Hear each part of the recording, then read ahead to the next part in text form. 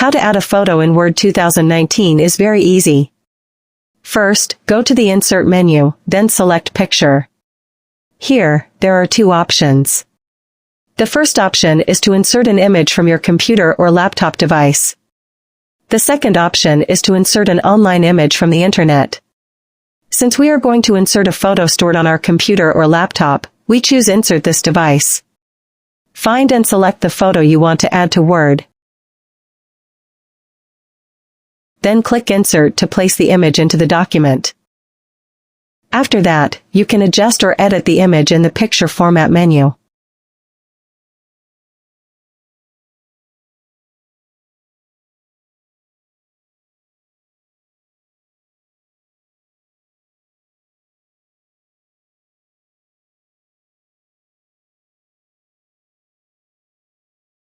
Easy, right?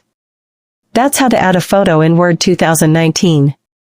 I hope this tutorial is helpful for everyone. See you in the next video.